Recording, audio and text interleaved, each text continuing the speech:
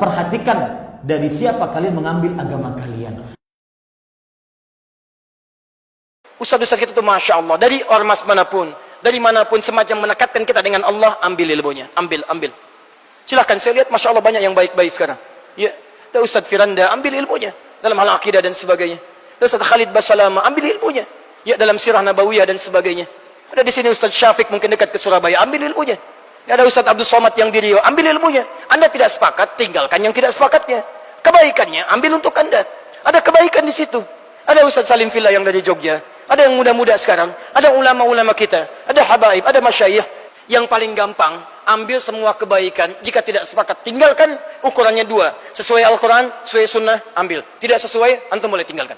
Ada sampahnya, ada racunnya, ada yang baiknya. Khusma sofa da'ma kadar. Ambil yang jernih, buang yang keruh. Yang baik-baik ambil, yang buruk-buruk buang.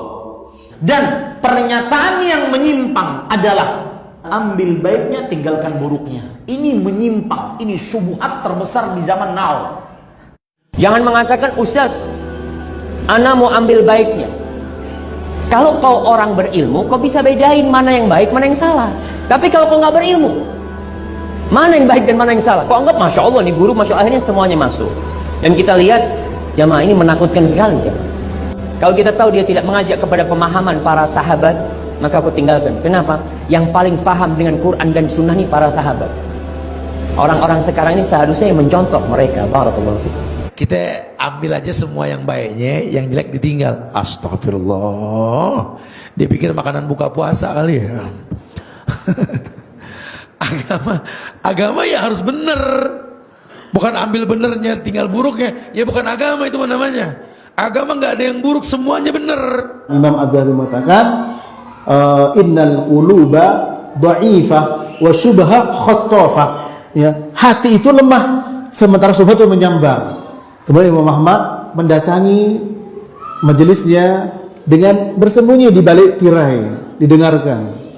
Imam Ahmad bisa sampai menangis karena memukaunya, tapi penuh dengan syubhat. Sehingga disampaikan Imam Ahmad, jangan. Lama hukum telah jelas, halal jelas, haram jelas, halal haram ini syubhat tengah-tengahnya sudah jelas. Malah cari yang nggak jelas, yang remeng. Ya nasib dah. Udah dibilang kuciptakan manusia min dzakarin wa unsa, laki dan perempuan, dia pilih yang tengah-tengah. Ambil baik, buang buruknya. Dari mana kita tahu yang baik mana yang buruk? Lebih baik kita tinggalkan sehingga tidak masuk yang kita belum punya filter. Ya, kita tidak punya filter. Bagaimana kita akan bisa tahu mana yang baik mana yang buruk? Ya. Oleh karena itu lebih baik kita. Imam Muhammad bin Sirin dia mengatakan, inna hadzal ilma dinun fanzuru amman ta'khudhu dinakum. Sesungguhnya ilmu itu adalah agama. Maka oleh karena itu lihatlah dari mana kalian mengambil agama kalian. Apakah kita bisa menjamin mana yang baik untuk kita ambil, mana yang salah untuk kita tinggalkan? Kan di sini ambil yang baik, buang yang buruk. Berani nggak? Bisa nggak kita memastikan ini yang baik saya ambil, itu yang buruk saya tinggalkan? Belum tentu. Belum tentu. Jangan-jangan yang kita kira baik padahal buruk, yang kita buruk padahal baik. Tapi kemudian dia bungkus dengan dalil, dihiasi dengan retorika, dihiasi dengan menampakkan kekuatan hafalannya terhadap dalil, sebutkan sejumlah ayat, sebutkan sejumlah hadis, bahkan sampai halaman-halamannya, sampai tempatnya kiri atas, kiri bawah, kanan atas, kanan bawah. Dia sebutkan, kita pun terpukau, padahal tadinya kita tahu salah. Ketika dia hiasi dengan itu, akhirnya kita anggap benar yang salah. Syaitan menjerumuskan hati kita. Itu bisa terjadi. Yang dulu ditakutkan oleh generasi salaf dari mendengarkan ucapan-ucapan orang yang sesat, karena mereka merasa hati kita lemah. Hati mereka lemah. Apakah kita merasa hati kita lebih kuat daripada hati salaf? Ini adalah perkataan yang benar tetapi menginginkan kebatilan di dalamnya. Pertama, kalau seandainya disuruh kita Ya, belajar kepada siapa saja. Ambil yang baiknya, buang yang buruknya. Sekarang siapa yang membedakan mana yang baik, mana yang buruk? Tidak ada yang bisa membedakan mana yang baik, mana yang buruk, kecuali orang-orang yang benar-benar paham tentang ilmu agama. Bagaimana dia bisa mengambil yang baik dan buang yang buruk kalau seandainya dia sendiri masih belajar ilmu agama? Sudah banyak contohnya. Allah buktikan bahwa banyak penyimpangan-penyimpangan. Ayat yang seluruh ulama salaf sepakat, imam-imam sepakat, diselisihi. Ar-Rahman 'alal arsy istawa. Allah beristiwa di atas arsy. Itu ulama salaf sepakat, seluruh sahabat tabi'in, tabi'ut tabi'in, imam yang 4 sepakat. Diselisihi.